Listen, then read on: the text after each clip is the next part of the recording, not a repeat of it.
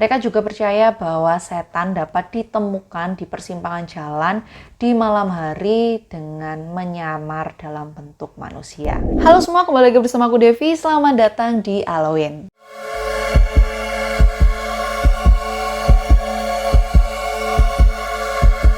Untuk video kali ini aku akan membawakan cerita tentang permainan horor yang bisa kalian mainkan di saat Halloween nanti. Dan tentunya permainan horor yang satu ini memiliki gift jika kalian memainkan permainan ini. Jadi beda dengan Baby Blue yang sebelumnya hanya untuk uji nyali saja, tetapi yang kali ini kalian akan mendapatkan sesuatu jika kalian memainkan permainan ini dengan benar. Tapi lagi-lagi aku mengingatkan ke kalian kalau aku tidak menyarankan permainan ini untuk dilakukan. Ya, karena kita tidak tahu apa yang nanti akan terjadi jika kalian ternyata gagal dalam melakukan setiap step dengan baik. Permainan ini sendiri sebenarnya merupakan sebuah ritual kuno dari Jepang yang konon katanya sudah ada sejak zaman dahulu kala, beratus-ratus tahun yang lalu, dan dapat digunakan untuk meramal masa depan kita. Di Jepang sendiri permainan ini disebut sebagai Sujiura atau dalam bahasa Inggrisnya disebut Crossroad Fortune Telling,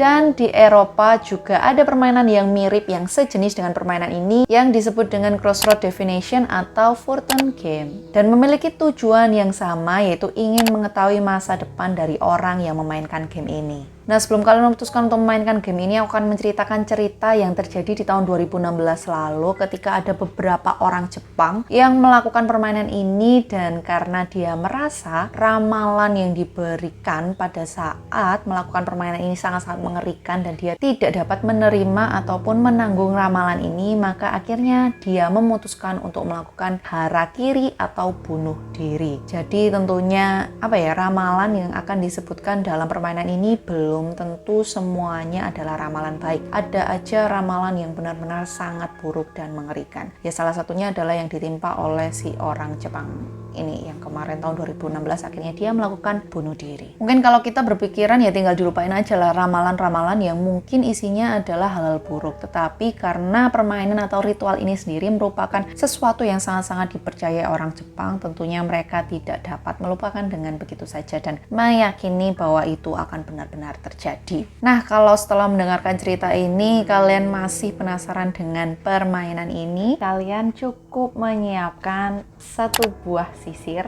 yang kayak gini bentuknya, yang kayak gini ya guys. Terus habis gitu satu buah kain atau slayer yang bisa dipakai untuk menutupi seluruh wajah kalian. Dan kalian harus mencari crossroad atau perempatan jalan dan harus dilakukan pada tengah malam pukul 00.00.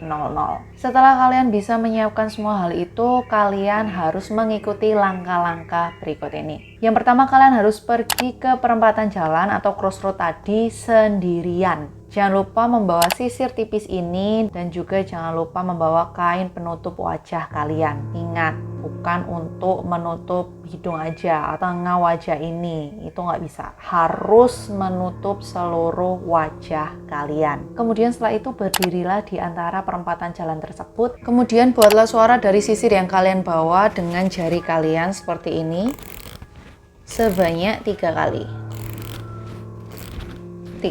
Setelah selesai membuat suara dari sisir ini sebanyak 3 kali, kalian harus mengucapkan kata-kata Sujiura, Sujiura, grant me a true response, atau Sujiura, Sujiura, berilah aku jawaban yang benar. Setelah itu yang kalian lakukan adalah menunggu dengan sabar. Di saat menunggu kalian harus memperhatikan beberapa kondisi ini. Yang pertama, jika seseorang melewati perempatan atau crossroad tempat kalian berada, maka permainan ini gagal dan kalian harus pulang dan mencobanya lain waktu. Lalu kondisi yang kedua adalah jika sampai waktu yang cukup lama tidak ada siapapun yang melewati perempatan tempat kalian berada, maka kalian juga gagal dan kalian harus pulang dan mencoba lain waktu. Lalu kondisi yang ketiga adalah jika ada orang asing yang tiba-tiba muncul di perempatan jalan tempat kalian berada, maka ritual kalian berhasil dan kalian bisa melanjutkan ke step selanjutnya. Setelah kalian melihat orang asing tersebut muncul, tutuplah seluruh wajah kalian dengan kain atau benda yang kalian bawa tadi dan pastikan kalau wajah kalian benar-benar tidak terlihat.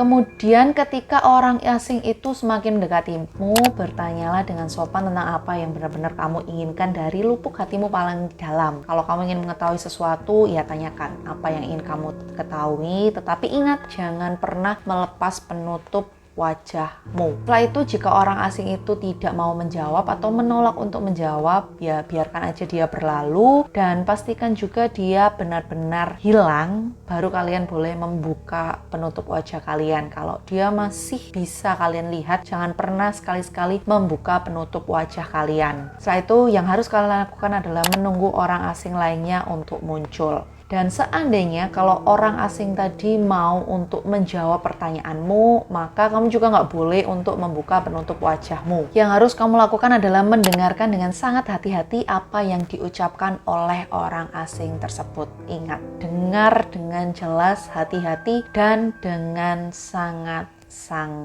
detail. Setelah nanti akhirnya orang asing tersebut selesai mengatakan apa yang ingin dia katakan, maka kalian harus mengucapkan terima kasih, entah itu ramalannya baik atau buruk. Setelah itu segeralah untuk pulang dan jalani kehidupan kalian seperti semula. Dan semoga aku doakan apa yang dikatakan orang asing tadi atau sesuatu asing itu atau mungkin jelmaan itu adalah sesuatu yang baik dan bukan sesuatu yang buruk dan bisa membuat kalian bahagia. Kalau itu merupakan hal yang buruk, ya maka yang perlu kalian lakukan adalah bersiap. Mungkin di sini kalian ada pertanyaan, kenapa harus di persimpangan jalan dengan 4 sisi atau biasanya disebut orang Jawa itu perempatan? Karena sebenarnya di perempatan itu tadi banyak cerita-cerita mistis yang memang bersimpang siur, baik meskipun di Indonesia, di Jepang, ataupun di Eropa, ataupun di negara-negara lain. Yang biasanya sendiri area tersebut dianggap sebagai tempatnya nih arwah-arwah yang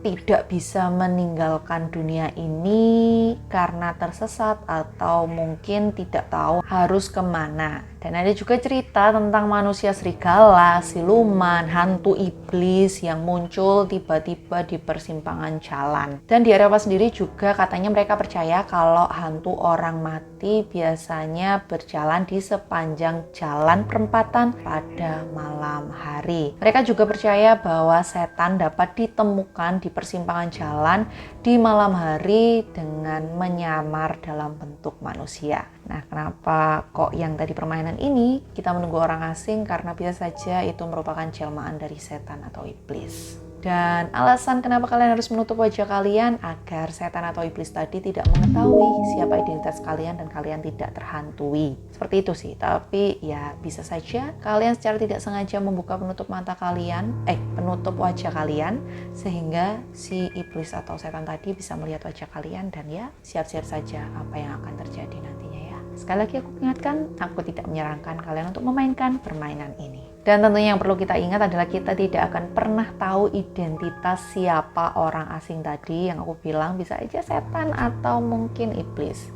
Sebenarnya kalau ngomong tentang perempatan, setan atau iblis, mungkin kalau kalian pecinta konspirasi juga pasti akan ingat cerita tentang Club 27 yang cukup terkenal di antara konspirasi artis-artis yang ada, yang katanya mereka bisa terkenal dan membuat perubahan sebegitu luar biasanya dengan cara membuat perjanjian dengan iblis di perempatan jalan. Ada juga yang kayak gitu. Tapi akhirnya mereka harus merenggang nyawa dan meninggal dunia pada saat berusia 27 tahun.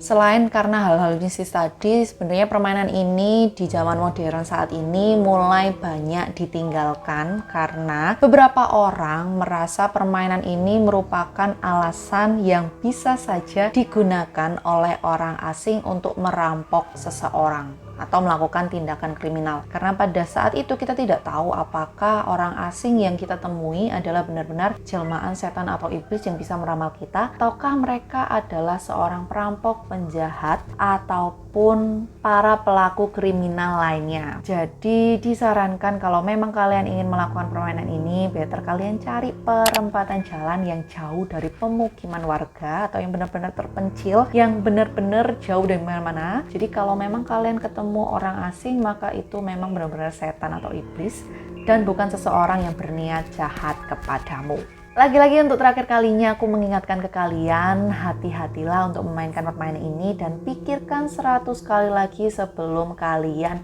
memainkan permainan ini, karena ramalan yang akan kalian dapatkan pun belum tentu baik dan juga bisa saja itu mempengaruhi kehidupan kalian selanjutnya. Jadi mungkin saja kalian kalau memainkan permainan ini bisa menyesal selamanya karena kalian sudah memainkannya. Jadi better pikirkan lagi aja ya. Ya itulah tadi cerita tentang Sujiura atau Crossroad Divination yang aku bawakan khusus untuk festival Halloween aku selama 1 bulan ini. Dan kalau kalian suka video kali ini, jangan lupa klik like-nya, share ke teman-teman kalian, dan juga kalian bisa komen di bawah untuk ide-ide atau mungkin kalian juga bisa komen untuk kritik dan saran di video-video aku, dan juga kalian bisa share ke teman-teman kalian biar mereka juga bisa nonton video ini bareng-bareng. Dan tentunya aku mengingatkan sekali lagi, jangan lupa subscribe channel ini dan nyalain lonceng notifikasinya, serta kalian bisa follow aku di Instagram di @deviamari13. Sampai ketemu di cerita-cerita di video aku selanjutnya. Dadah, bye.